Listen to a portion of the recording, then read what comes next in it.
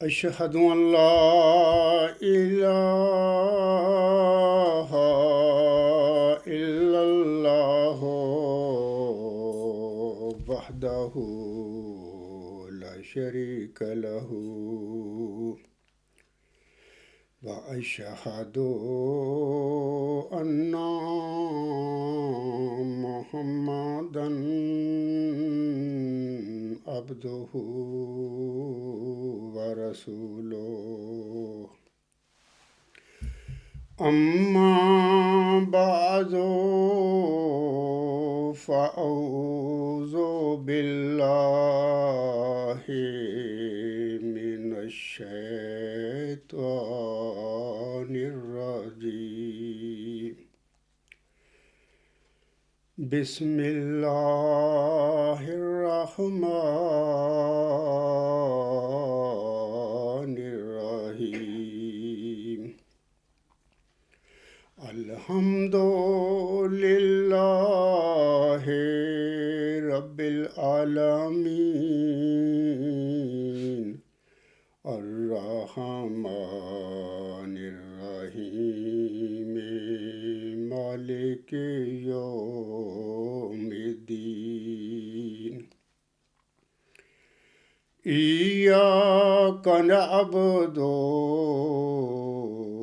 وإياك نستعين اهدنا الصراط المستقيم صراط الذين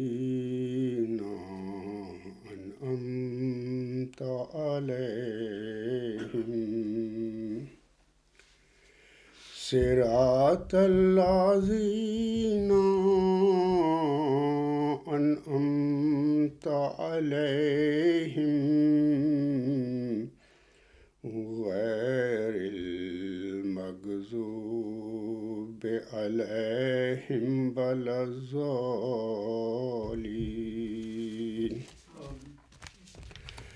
وعد الله الذين آمنوا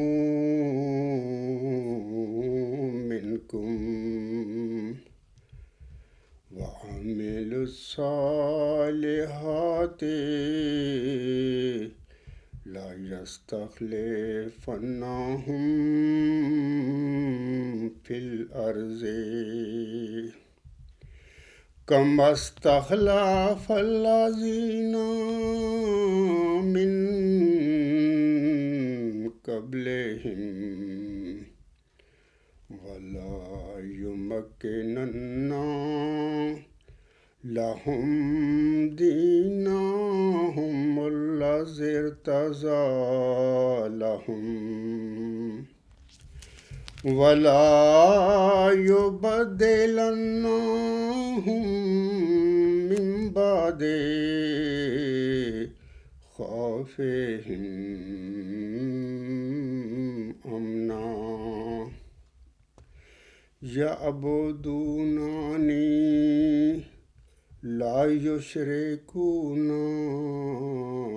بي شيئا ومن كفر بعد ذلك فأولئك هم الفاسقون۔ یہ ایت کریمہ جو ابھی میں نے تلاوت کی ہے سورۃ نور کی ہے، ایت نمبر 56۔ اس ایت کریمہ میں اللہ تعالیٰ حضرت محمد مصطفیٰ احمد مجتبیٰ صلی اللہ علیہ وسلم کے واسطہ سے مسلمانوں کو، امتیوں کو بشارت دیتا ہے۔ اللہ تعالیٰ فرماتا ہے اللہ نے تم میں سے ان لوگوں کے ساتھ جو ایمان لائیں اور نیک عمل کریں وعدہ فرمایا ہے کہ وہ انہیں زمین میں اسی طرح خلیفہ بنا دے گا جس طرح ان سے پہلے لوگوں کو خلیفہ بنایا تھا۔ یاد رکھیں کہ اس ایت کریمہ میں اللہ تعالیٰ فرماتا ہے کہ ان لوگوں سے وعدہ ہے جو مومن ہیں، جو ایمان لائے محمد صلی اللہ علیہ وسلم پر، کلمہ پڑھ لیا اور نیک عمل کریں گے۔ یعنی نیک لوگوں کے ساتھ یہ وعدہ ہے، ایسے لوگوں کے ساتھ یہ وعدہ نہیں ہے جو بدکار ہوں، جو یورپ میں آ کے، پیرس میں آ کے وہ مطلب کہ ایسی لڑکیوں کا مشاہدہ کرتے پھریں کہ جنہوں نے کپڑے نہ پہنے ہوں۔ اس آیت کریمہ میں سورۃ نور آیت کی 56 جو ہے، اس میں اللہ تعالیٰ نے مومنوں سے اور وہ جو نیک عمل کریں اور نیک ہوں ان سے یہ وعدہ فرمایا ہوا ہے۔ آگے اللہ فرماتا ہے ان کے اس دین کو ان کے لیے مضبوط بنیادوں پر قائم کر دے گا جس کو اس نے ان کے لیے پسند کیا ہے، اور ان کی خوف کی حالت کو امن میں بدل دے گا۔ وہ میری عبادت کریں گے، میرے ساتھ کسی کو شریک نہیں کریں گے، اور جو کوئی اس کے بعد بھی کفر کرے تو پھر ایسے ہی لوگ فاسق ہیں۔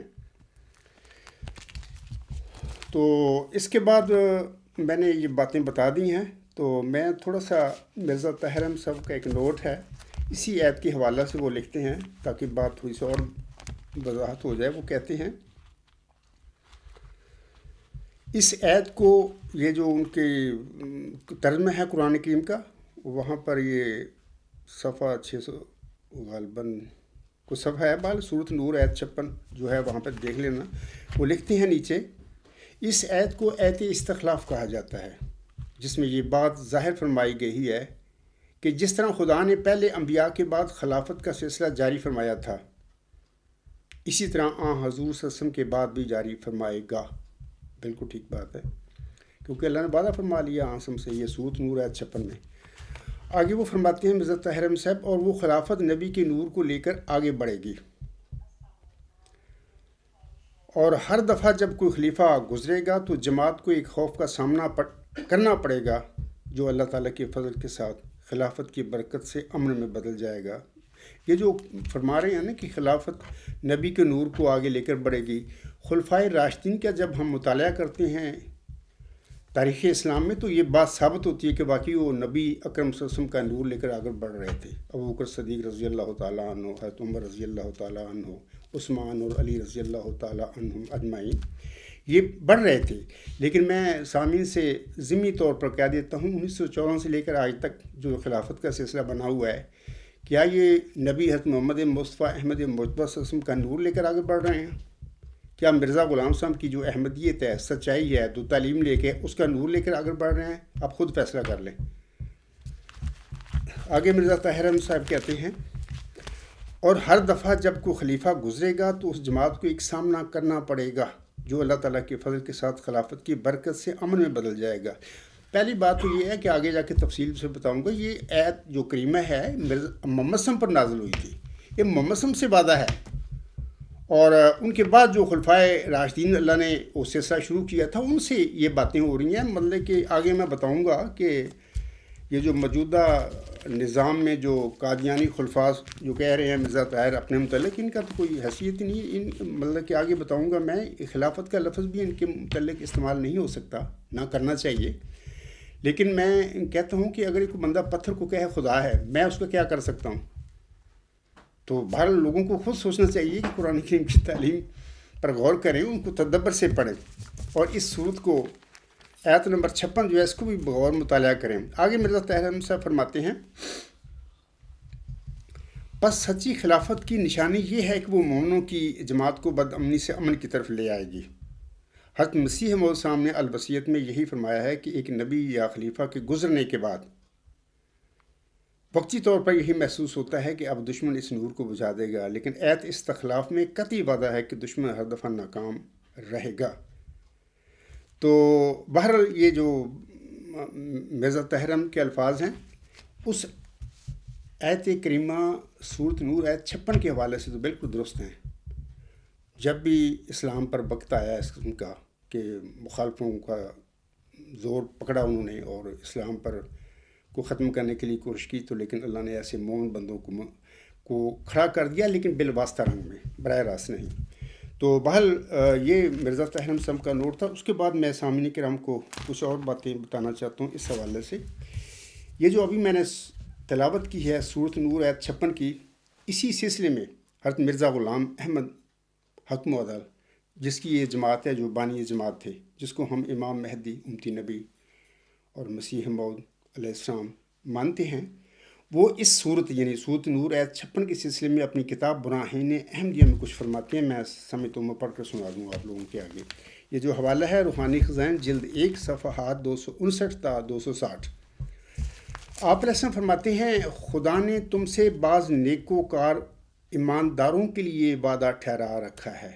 پھر مرزا صاحب بھی فرماتے ہیں کہ نیکوکار ایمانداروں کے لیے، بدکاروں کے لیے نہیں. کہ وہ آگے حسن فرماتے ہیں کہ وہ انہیں زمین پر اپنے رسول مقبول کے خلیفے کرے گا. رسول مقبول حضرت محمد مصطفیٰ احمد مجتبیٰ صلی اللہ علیہ وسلم کے خلیفے کرے گا. انہیں کی مانند جو پہلے کرتا رہا اور ان کے دین کو جو ان کے لیے اس نے پسند کر لیا ہے یعنی دین اسلام کو زمین پر جما دے گا اور مستحکم اور قائم کر دے گا. اور بعد اس کے ایماندار خوف کی حالت میں ہوں گے یعنی بعد اس وقت کے کہ جب بباعث وفات حضرت خاتم الانبیاء صلی اللہ علیہ وآلہ وسلم کہ یہ خوف دامن گیر ہوگا. مرزا طاہر کا حوالہ میں نے پڑھا ہے، وہ بھی خوف کی بات کرتے ہیں. مرزا غلام صاحب کلیئر کر رہے ہیں بات. وہ کون سا خوف تھا؟ بباعث وفات حضرت خاتم الانبیاء صلی اللہ علیہ وسلم کہ مطلب کہ یہ خوف دامن گیر ہوگا. یہ اسلام کے حوالے سے یہ بات مرزا صاحب بتا رہے ہیں. لیکن مرزا طاہر جس خوف کی بات کر رہے ہیں بعد میں اگر مجھے موقع ملا، ٹائم ملا، میں بتاؤں گا کہ وہ کس خوف کی باتیں کر رہے تھے. آگے حضرت فرماتے ہیں تو اس خوف اور اندیشہ کی حالت میں خدا تعالیٰ خلافت حقہ کو قائم کر کے مسلمانوں کو اندیشہ ابتدائی دین سے بے غم اور امن کی حالت میں کر دے گا. وہ خالصاً میری پرستش کریں گے اور مجھ سے کسی چیز کو شریک نہیں ٹھہرائیں گے. یہ تو ظاہری طور پر بشارت ہے. تو یہ آگے بھی حضور کے الفاظ ہیں، بہر لوگ میں نے حوالہ بتا دیا، وہاں سے تفصیل سے پڑھ رہے ہیں. مقصد یہ ہے کہ میں نے بتا دیا ہے کہ مرزا غلام صاحب اس آیت سورۃ نور آیت 56 کی تشریح میں فرما رہے ہیں کہ اس آیت میں جن خلفاء کا وعدہ اللہ تعالیٰ نے مسلمانوں سے مومنوں سے کیا ہے وہ رسول مقبول صلی اللہ علیہ وسلم کے خلیفے ہوں گے. قیامت تک یہ سلسلہ چلتا رہے گا دنیا میں. اور آگے چل کر میں بتاؤں گا کہ یہاں اس سورۃ نور آیت 56 میں کسی مسیح کے، کسی مہدی کے، کسی مجدد کے خلیفوں کی بات نہیں اللہ تعالیٰ نے بیان فرمائی. تو یہ ایک چھوٹی سی بات تھی. آگے میں سامعین کو بتاتا ہوں کہ آسم کی ایک حدیث ہے. یہ حدیث ہے، میں نے حوالہ بھی میں آپ لوگوں کو پیش کر دوں گا آگے. احمدیہ اخبار احمدیہ جرمنی جو ہے وہاں سے میں نے پڑھا تھا، وہاں پہ حوالہ بھی لکھا ہوا تھا. کنز الامال کتاب الفتن کا یہ حوالہ ہے. مزید بھی آگے ہے کہ من قسم الافعال فصل فی متفرقات الفتن جلد 11 صفحہ 115 حدیث نمبر 31414. تو یہ ایک حدیث ہے آنسم نے فرمائی، میں چاہتا ہوں کہ سامعین کو بتاؤں. حضرت عبد الرحمن بن سہل رضی اللہ تعالیٰ عنہ بیان کرتے ہیں کہ رسول اللہ صلی اللہ علیہ وآلہ وسلم نے فرمایا ہر نبوت کے بعد خلافت ہوتی ہے اور ہر خلافت کے بعد ملوکیت ہوتی ہے. میں مختص عرض کر دیتا ہوں کہ یہاں پر جو نبی پاک صلی اللہ علیہ وسلم نے فرمایا ہے نا کہ ہر نبوت کے بعد خلافت ہوتی ہے، یہاں پر پیارے نبی صلی اللہ علیہ وسلم کا جو فرمانا ہے اس کا مطلب یہ ہے کہ ہر صاحب شریعت نبوت کے بعد خلافت ہوتی ہے اور ہر خلافت کے بعد ملوکیت ہوتی ہے. یہاں پر حضور صاحب شریعت نبوت کی بات کر رہے ہیں، کسی غلام نبی، کسی امتی نبی، کسی تابع نبی کی بات نہیں کر رہے. تو یہ مختصر سی بات تھی. میں ایک مثال دیتا ہوں کہ جیسے کہ سورۃ نور آیت 56 ابھی میں نے تلاوت کی ہے، اس میں اللہ تعالیٰ فرماتا ہے اور مرزا صاحب اسم کے الفاظ ہی میں نے پڑھ دیے ہیں کہ اللہ تعالیٰ اسی طرح امت محمدیہ میں نیک لوگوں کو خلیفہ بنائے گا کما استخلف الذین من قبلہم، یعنی پہلے جس طرح اللہ تعالیٰ نے لوگوں کو خلیفہ بنایا تھا. آگے مرزا صاحب السلام کا میں حوالہ بھی پڑھ دوں گا کہ یہاں کما استخلف الذین من قبلہم سے مراد موسی سلسلے کے خلفاء ہیں، ان کی بات اللہ تعالیٰ یہاں پر فرما رہا ہے. تو موسی سلسلے میں حضرت موسیٰ اسم صاحب شریعت نبی تھے، ان سے اللہ نے وعدہ فرمایا تھا. ان کے بعد دین موسوی کی تجدید اور اصلاح کے لیے وقتاً فوقتاً اللہ تعالیٰ ان کے بعد وہ خلفاء کھڑا کرتا رہا. وہ سارے تابع نبی تھے حضرت موسیٰ علیہ السلام کے بعد، اور اللہ نے ان کو الہام کے ساتھ کھڑا کیا تھا. چند کا قرآن کریم میں ذکر ملتا ہے، حضرت داؤد علیہ السلام، حضرت سلیمان علیہ السلام، حضرت یحییٰ علیہ السلام، حضرت زکریا علیہ السلام، حضرت مسیح عیسیٰ ابن مریم علیہ السلام بھی تابع نبی تھے حضرت موسیٰ علیہ السلام کی شریعت میں، ان کے سلسلے میں. تو یہ چند نبیوں کو میں نے نام لیا ہے. یہ سارے ایسے خلفاء تھے جو موسی سلسلے میں اللہ نے کھڑے کیے، اور یہ وہی تھے جن کا اس سورۃ نور آیت 56 میں اللہ تعالیٰ فرماتا ہے کہ مستخلف الذین من قبلہم، یعنی ان خلیفوں کی طرح جن کو میں نے پہلے کھڑا کیا تھا. تو یہ الہامی خلیفے ہوتے ہیں جن کو اللہ تعالیٰ روح القدس کے ساتھ کھڑا کرتا ہے.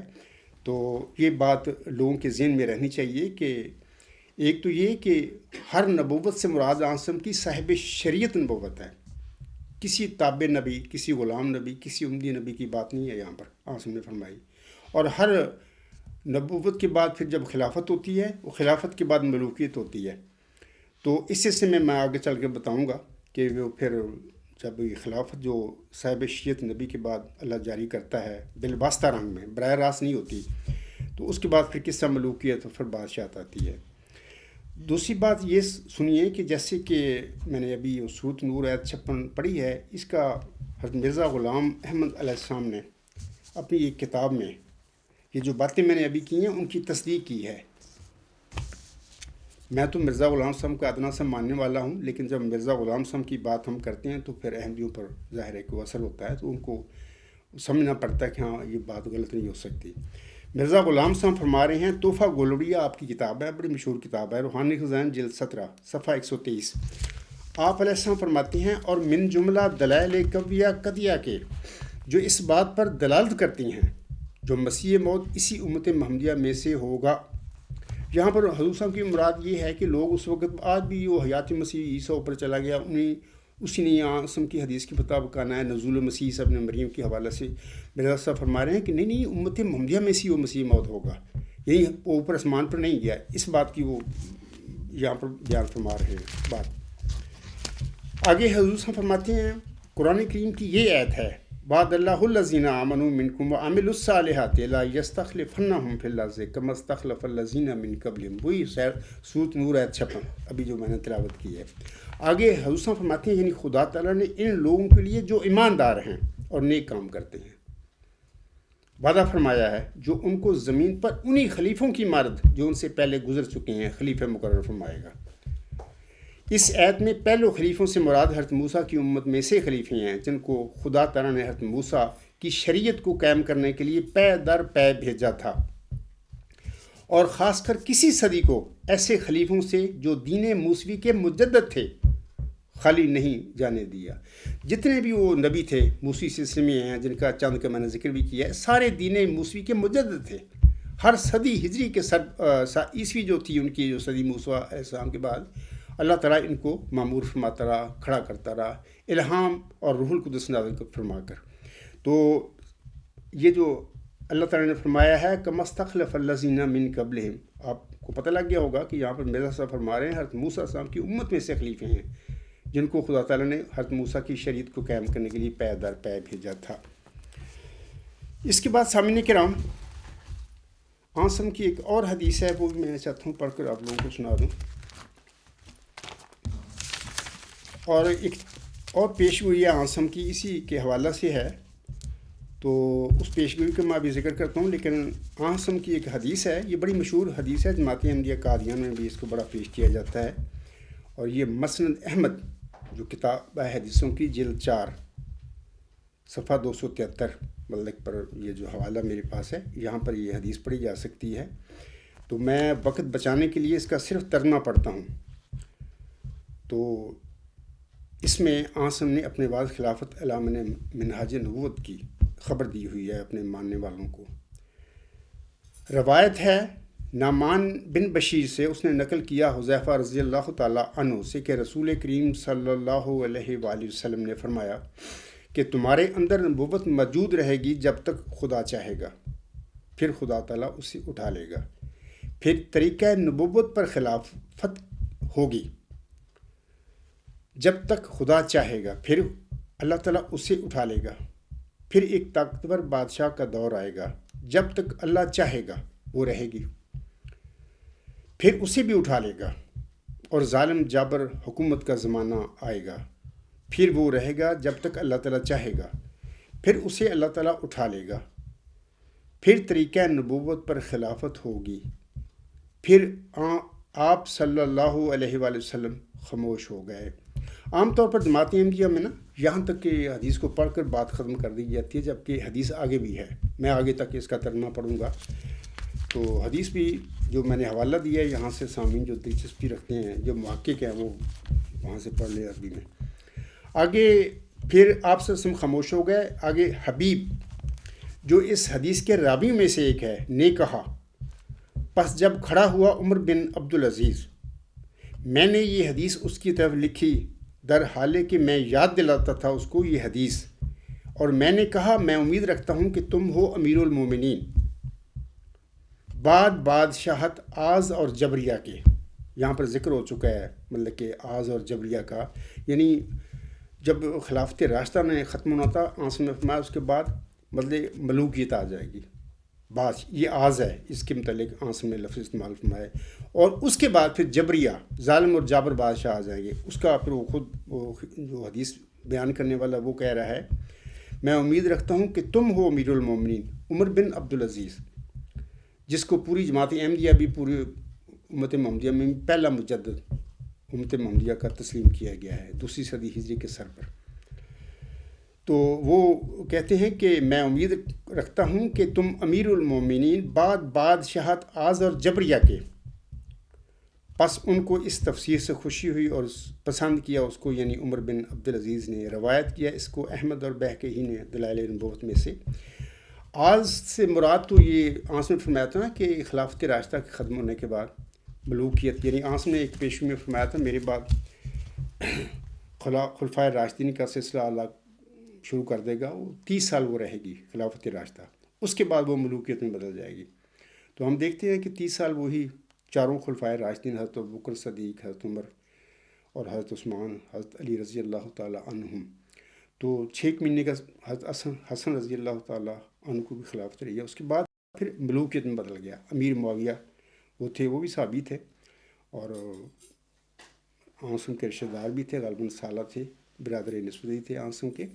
تو وہ آ گیا، تو ان کا وہ جو زمانہ تھا وہ خلیفہ نہیں تھے، وہ کہتے خلیفہ تو رسول ہی تھے لیکن وہ ملوک تھے۔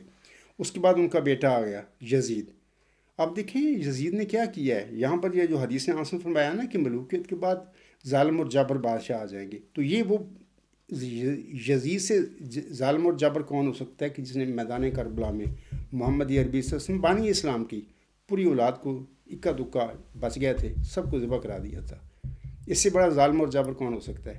اس کے بعد اسی انبی سلسلے میں یہ انبی لوگ تھے، آخر پہ جا کر عمر بن عبدالعزیز کو اللہ تعالیٰ نے ایسے حالات پیدا کر دیے کہ یہ پھر ان کو مسلمانوں نے اپنا امیر منتخب کر لیا۔ تو یہ پہلی صدی کے مجدد بھی ہیں۔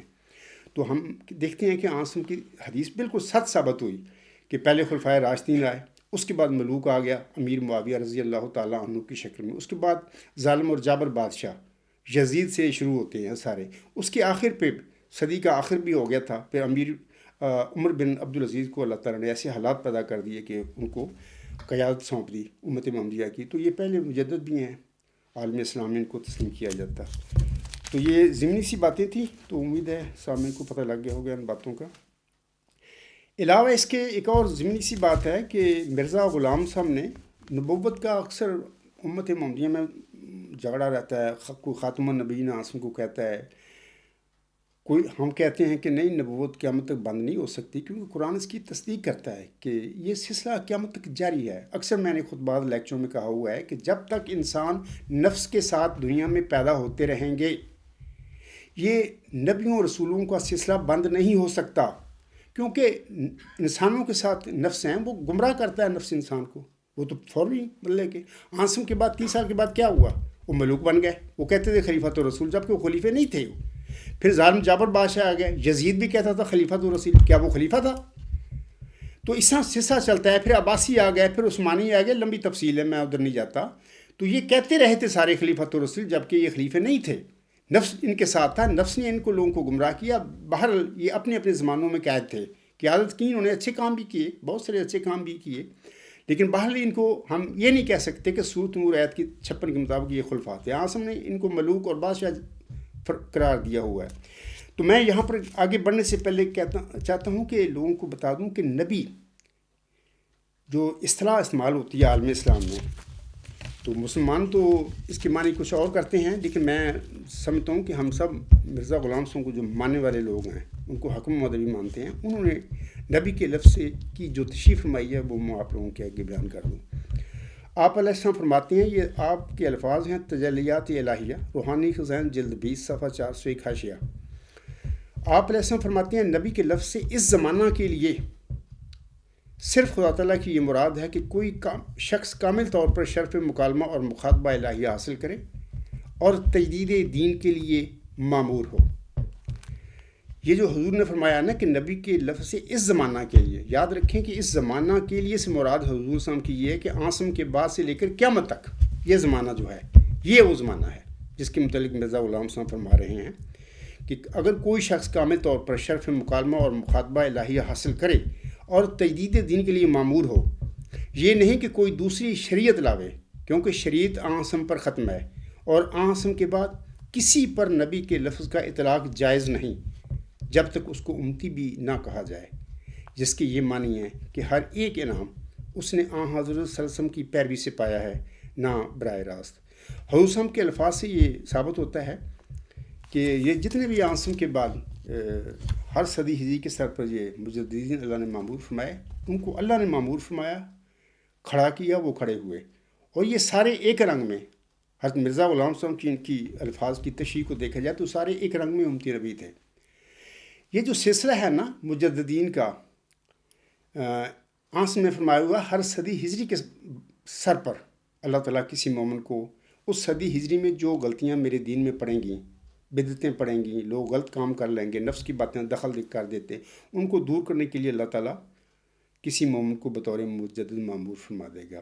وہ اس طرح حدیث ہے کہ ان اللہ یبعث لہذہ الامۃ علی راس کل مئۃ سنۃ من یجدد لہا دینہا.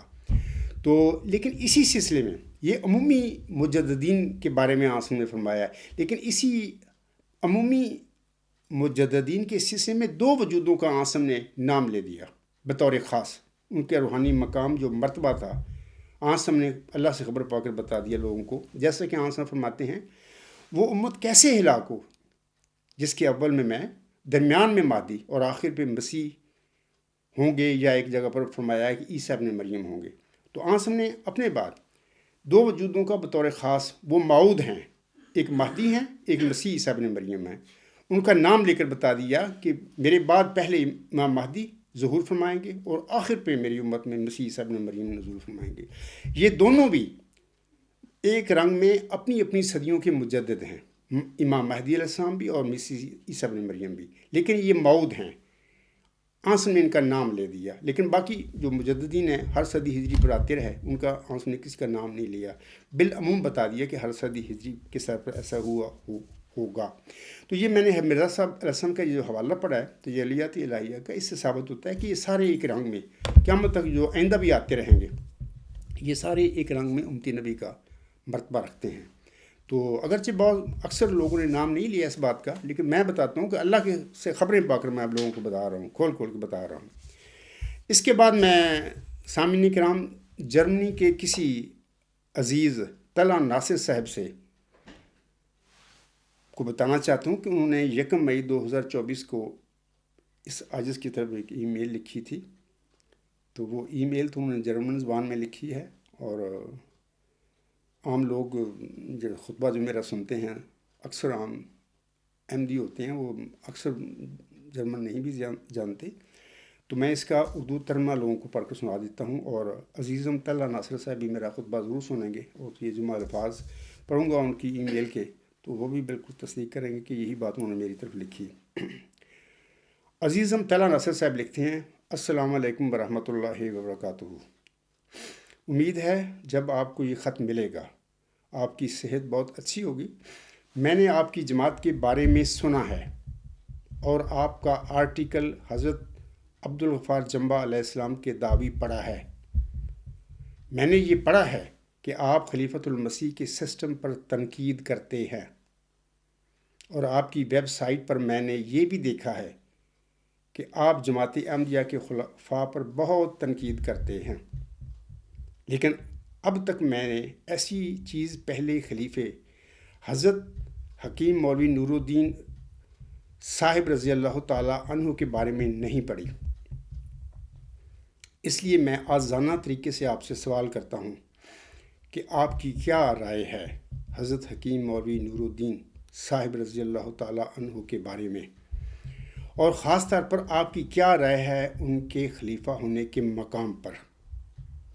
میں بہت خوش ہوں گا جب آپ مجھے اس کے بارے میں جلد جواب دیں گے۔ اللہ تعالیٰ آپ کو اور مجھے سچ کی راہ دکھائے اور ایاک نعبد و ایاک نستعین پر چلائے۔ نیچے نام لکھا ہوا ہے طلحہ ناصر۔ تو میں نے ابھی بتا دیا ہے کہ 1 مئی کو مجھے یہ ان کی ای میل ملی تھی۔ تو گزشتہ خطبہ جمعہ جو 3 مئی کو تھا، اسی دن میں خطبہ پڑھانے کے بعد میں اپنے بیٹے کے پاس چلا گیا تھا، تو میں ہفتہ وہاں پہ رہا ہوں۔ تو یہ وجہ ہے کہ میں عزیزم طلحہ ناصر صاحب کی جو ای میل ہے جو ابھی میں نے پڑھ کر آپ لوگوں کو سنائی ہے، اس کا جواب نہیں دیا۔ تو میرے ذہن میں پھر آتا تھا کہ آئندہ جو خطبہ جمعہ ہوگا تو تفصیل کے ساتھ میں انشاءاللہ تعالیٰ عزیزم طلحہ ناصر صاحب کے ای میل کا جواب دے دوں گا۔ تو یہ وجہ ہے کہ میں چونکہ چلا گیا تھا، کیل میں نہیں تھا، اور تو میں یہ دیر پھر ہو گئی، اس لحاظ سے ہو سکتا ہے کہ اگر میں ادھر ہی ہوتا کیل میں کسی لیکچر میں ان کا جواب دے دیتا۔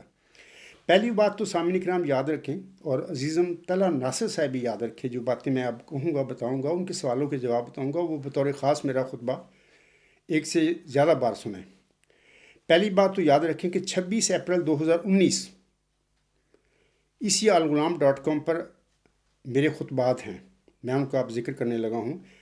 وہاں پر ان باتوں کی بڑی تفصیل سے میں نے وضاحت کی ہوئی ہے 2019 میں۔ مثال کے طور پر 26 اپریل 2019 کو خطبہ جمعہ جو میں نے پڑھا تھا، حق معدل حضرت مرزا غلام احمد رسم کی الوصیت کی حقیقت حصہ اول، وہاں پہ algulam.com پر یوٹیوب پہ میرا خطبہ سنیں، دوبارہ سنیں، اور بطور خاص طلحہ ناصر صاحب ضرور سنیں۔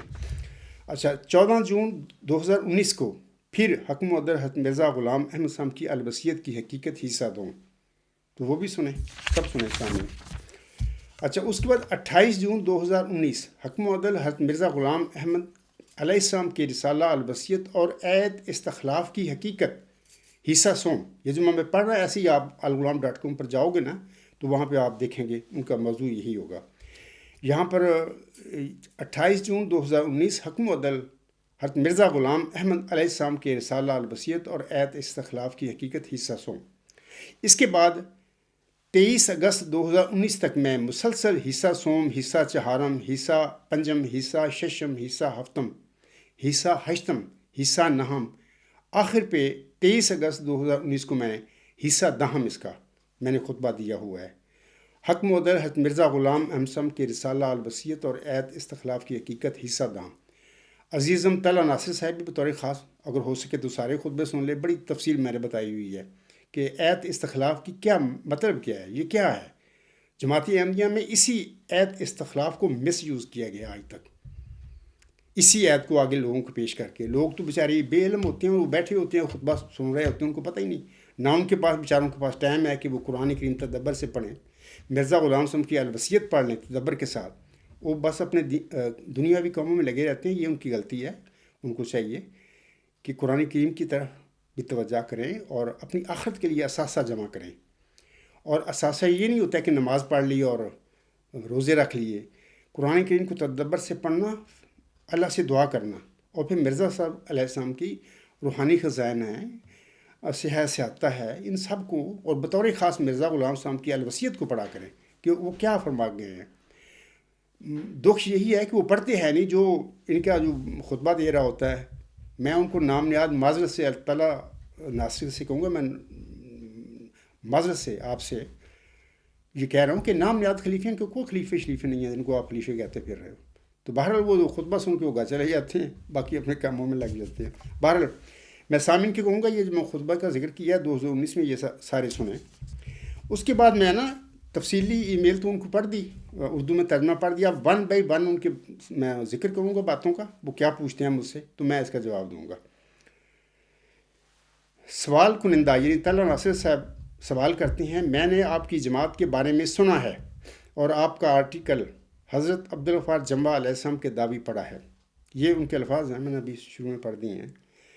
یہاں پر جواباً گزارش کرتا ہے خاک سر طلعت ناصر صاحب کو بھی کہ یہ میرا کوئی آرٹیکل نہیں ہے، آپ کو غلطی لگی ہے، آپ نے اس کو آرٹیکل کہہ دیا، بلکہ جماعت احمدیہ جرمنی میں جماعت احمدیہ اصلاح پسند کا جو 8واں جلسہ سالانہ 2008 میں ہوا تھا، تو یہ الغلام.com پر وہاں پر آپ نے وہاں پر میرا یہ آخری خطاب تھا 2008 کی جلسہ سالانہ جرمنی جو تھا ہمارا جماعت احمدیہ اصلاح پسند کا آخری جو خطاب تھا، تقریر کہہ لیں، جو بھی نام لے لیں، وہاں پر یہ میرا تقریر تھی عبدالغفار جمبا کے دعوی، آپ نے وہی پڑھی ہے، تو یہ آرٹیکل نہیں ہے، یہ میری تقریر ہے۔ ایک تو یہ بات ہے۔ دوسری میں بتاتا ہوں کہ وہ سوال کرتے ہیں طلعت ناصر صاحب، میں نے یہ پڑھا ہے کہ آپ خلیفۃ المسیح کے سسٹم پر تنقید کرتے ہیں، اور آپ کی ویب سائٹ پر میں نے یہ بھی دیکھا ہے کہ آپ جماعت احمدیہ کے خلفاء پر بہت تنقید کرتے ہیں، لیکن اب تک میں نے ایسی چیز پہلے خلیفہ حضرت حکیم مولوی نور الدین رضی اللہ تعالیٰ عنہ کے بارے میں نہیں پڑھی۔ مجھے سامعین کو پتہ لگ گیا ہوگا کہ وہ کہہ رہے ہیں کہ آپ خلفاء جو سسٹم ہے ان کا بڑی تنقید کرتے ہیں، لیکن جو خلیفہ اول ان کے متعلق کچھ نہیں آپ کہتے، ان پر تنقید نہیں کرتے، یہ ان کا مقصد اور مدعا ہے۔ میں اس کا اب جواب دیتا ہوں، طلعت ناصر صاحب کو بھی اور باقی سامعین بھی سن لیں۔ پہلی بات تو یہ قادیانی جو خلیفے جن کو طلعت ناصر کہہ رہے ہیں، یہ خلیفے نہیں ہیں۔ خلیفہ کہنے سے کو خلیفہ تو نہیں بن جاتا۔ یزید کو خلیفہ وہ کہتا تھا خلیفۃ الرسول۔ کیا میں طلعت ناصر سے سوال کروں گا کہ کیا آپ مانیں گے اس کو خلیفہ تھا وہ رسول صلی اللہ علیہ وسلم کا، جس نے رسول صلی اللہ علیہ وسلم کی اولاد کو بھی ساری کو میدان کربلا میں ذبح کرا دیا؟ وہ کہتا تھا خلیفۃ الرسول ہوں، بلکہ کہنے سے کوئی خلیفے نہیں بن جایا کرتے کوئی۔ تو یہ قادیانی جس کو آپ خلیفے کہہ رہے ہیں، یہ خلیفے نہیں ہیں، پہلی بات۔ دوسری بات یہ ہے کہ ان کا نام نہاد جو خلیفے ہیں، میں ان کو نام نہاد کہتا ہوں، طلعت ناصر صاحب، یہ اس صدی پچھلی جو گزری ہے، یا اسی صدی کہہ لیں پچھلی جو ہے 1954 سے لے کر آج تک، یہ بدترین جھوٹ ہے ان لوگوں کو کہنا یا ہم خلیفے ہیں خدا، اور پھر خدا کے بنائے ہوئے۔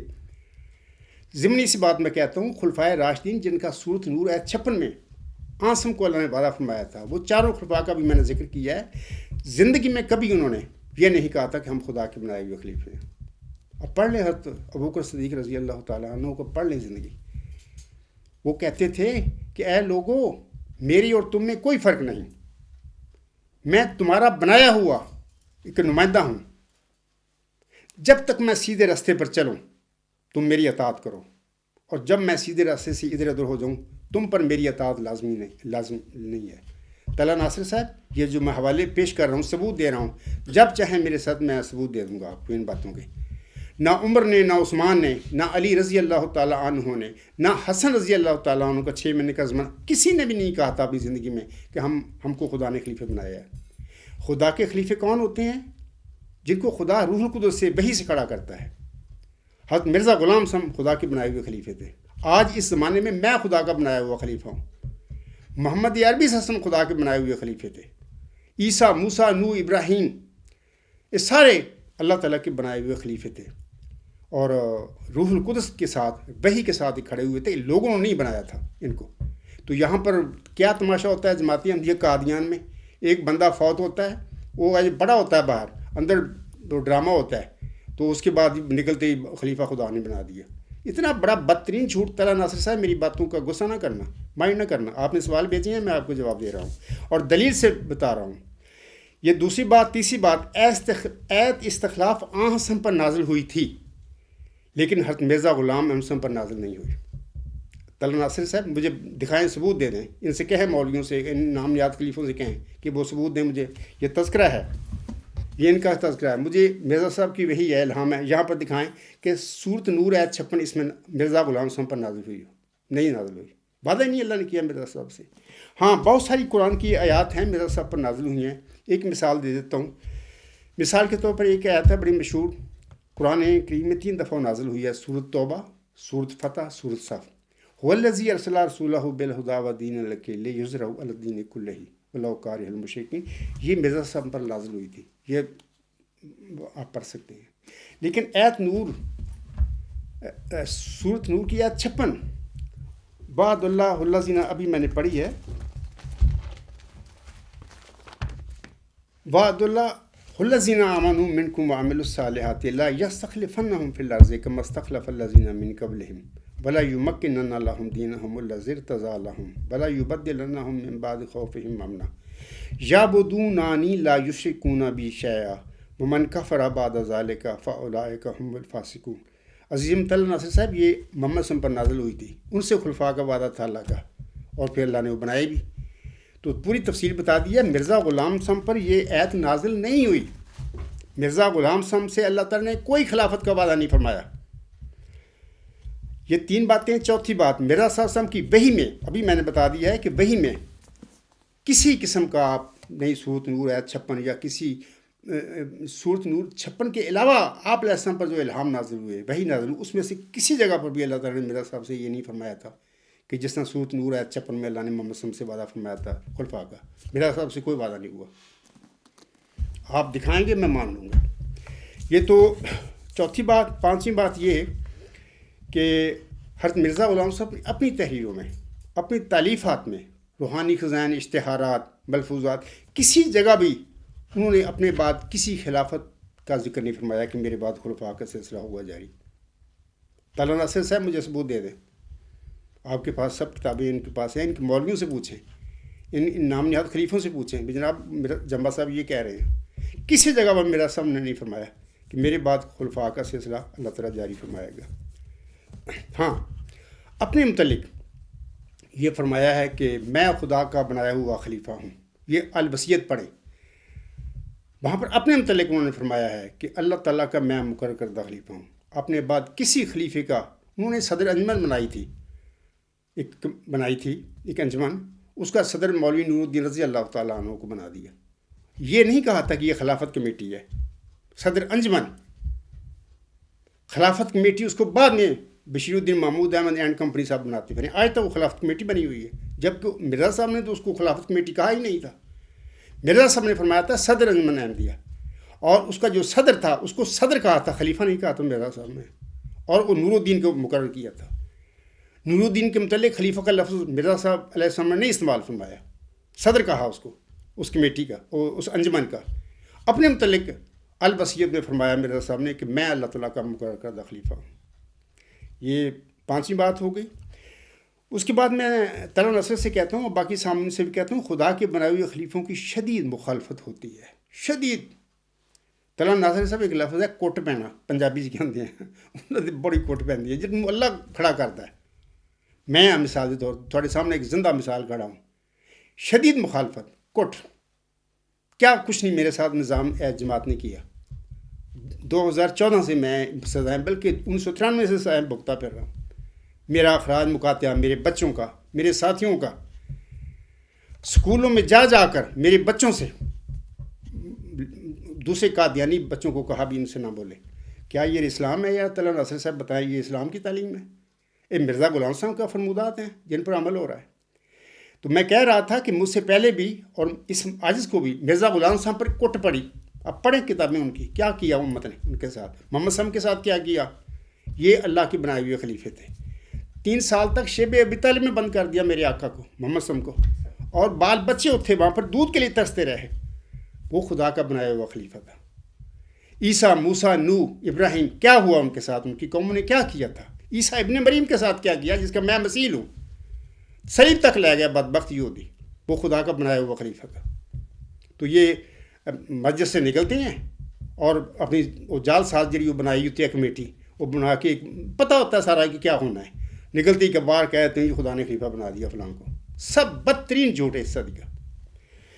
تو پھر 7ویں بات میں یہ کہتا ہوں کہ یہ جو قادیانی خلافت کہتے ہیں نا لوگ اس جماعت میں، یہ ایک خاندان کی بادشاہت، مذہبی حکومت، جس کو جھوٹے طور پر خلافت کا نام دیا گیا ہے۔ اب خلیفہ کہنے سے وہ خلیفہ بن گیا وہ بادشاہ۔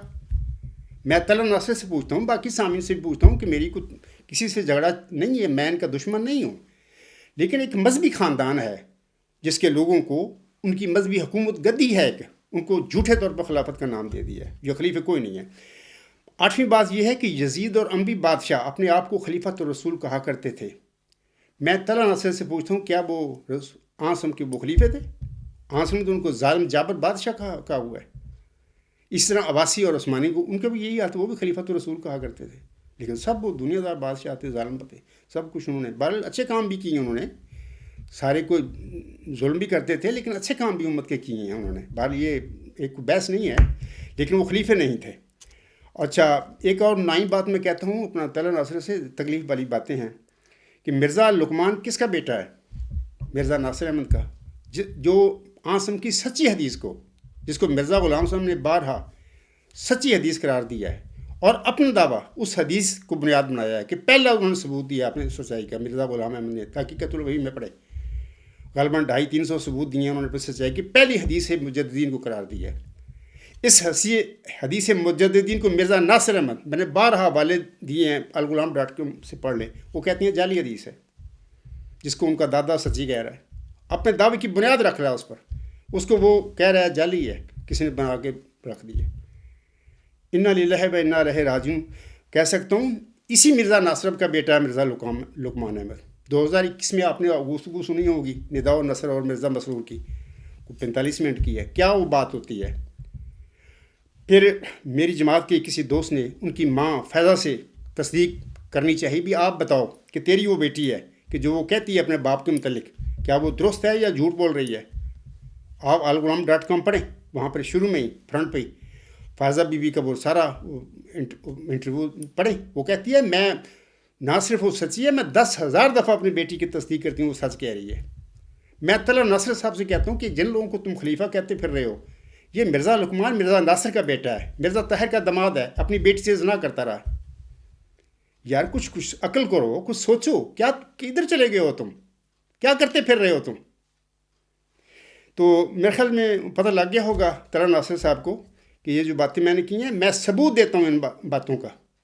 میرا چیلنج ہے طلحہ ناصر کو، پوری جماعت احمدیہ قادیان کے نام نہاد خلیفوں کو بھی، اور ان کے امیروں کو بھی، ان کو مربیوں کو بھی میں ہر ٹائم ہر لمحہ آپ سے گفتگو کرنے کے لیے تیار ہوں۔ میری باتوں کو ثبوت میں دے رہا ہوں، جھٹلا کر دکھاؤ، کیل آ جاؤ، میں آپ کی عزت کروں گا۔ طلحہ ناصر صاحب سے بھی کہتا ہوں آ جائیں کیل، اپنے مولویوں کو فرینک فورٹ سے لے آئیں، میں آپ لوگوں کی عزت کروں گا۔ کیمرہ بھی شک لے آئیں، ریکارڈنگ ہوگی ہماری، بیٹھ کے ہم بات کریں گے، وہ ریکارڈ کریں گے، آپ بھی لے جائیں کاپی، میرے پاس بھی ہوگی، الغلام.com پہ میں لگا دوں گا، آپ یوٹیوب پہ لگا دیں، لوگ فیصلہ کر لیں گے اصل حقیقت کیا ہے۔ طلحہ ناصر صاحب کرو گے یہ کام؟ نہیں کرو گے، آپ تو ویسے ہی ڈرتے پھر رہے ہو اس نظام میں، اس شیطانی نظام میں اس کو کہوں گا، اور میں کیا کہوں، کوئی لفظ نہیں ہے میرے پاس۔ تو اس کے بعد میں یہ کہتا ہوں کہ میں اپنا طلحہ ناصر صاحب 16 فروری 2018 کا میرا خطبہ جمعہ الغلام.com پر وہ خطبہ سنیں، میں نے آپ کے یہ جو جس کو آپ خلیفہ کہتے ہیں، میں اس کو کہتا ہوں نام نہاد، یہ بلیک قادیان ہے جس کو آپ خلیفہ کہتے پھر رہے ہیں، اس کی میں وجہ بھی بتا دیتا ہوں۔ مرزا غلام صاحب کا یہ تذکرہ یہ پڑھیں، آپ کے پاس ہوگا۔ 1907 میں 9 اپریل 1907 کو مرزا غلام صاحب پر ایک الہام نازل ہوا تھا، بلایت مشک۔ بلایت مشک کی حقیقت نہیں مرزا غلام صاحب پر اللہ نے کھولنی بھی نہیں تھی، کیونکہ اللہ نے کھول کے بتائی نہیں تھی، یہ کیا میں بتا رہا ہوں، اعراض رکھا۔ آئندہ زمانے میں جو ان کا غلام جب وہ نشان رحمت آنا تھا اس دنیا میں، اس کو اللہ نے یہ صابری خبریں دینی تھی کہ کھول کے بتا دے یہ کیا بلایت مشک کیا تھی۔ مرزا صلی اللہ علیہ وسلم کو نہ اللہ نے بتایا، نہ انہوں نے اس کی وضاحت کی۔ بلایت مشک کا الہام پڑھ لیں طلحہ ناصر صاحب، اس کا مطلب یہ تھا کہ یہ یزید کا پایا تخت دمشق تھا، وہ بلا تھی دمشق کی، جس سے محمد صلی اللہ علیہ وسلم کی اولاد کو بھی ساری کو ذبح کر دیا بدار کربلا میں، سارے انبیاء لوگ تھے۔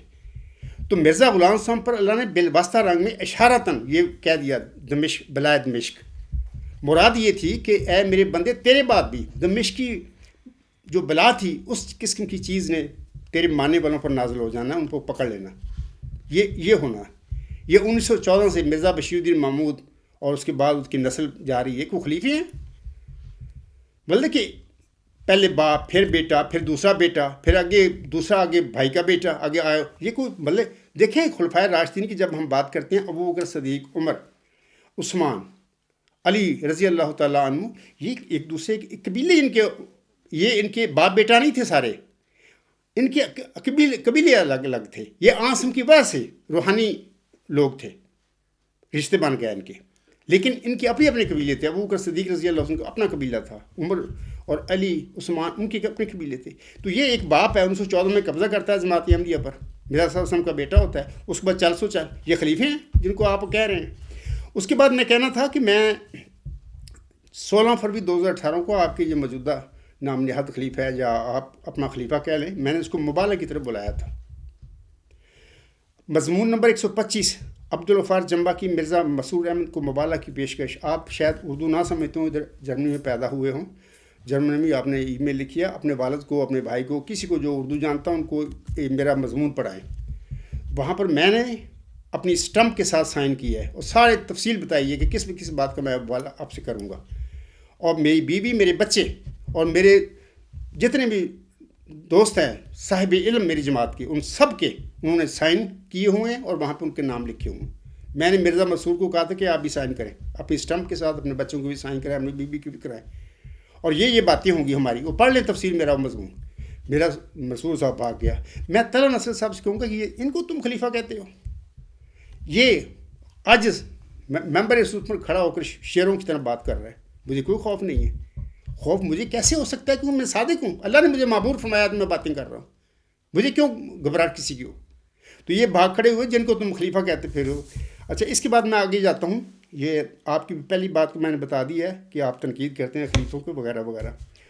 اس کے بعد سامعین کرام آگے یہ طلحہ ناصر صاحب کہتے ہیں، اس لیے میں آزادانہ طریقے سے آپ سے سوال کرتا ہوں کہ آپ کی کیا رائے ہے حضرت حکیم مولوی نور الدین صاحب رضی اللہ تعالیٰ عنہ کے بارے میں، اور خاص طور پر آپ کی کیا رائے ہے ان کے خلیفہ ہونے کے مقام پر؟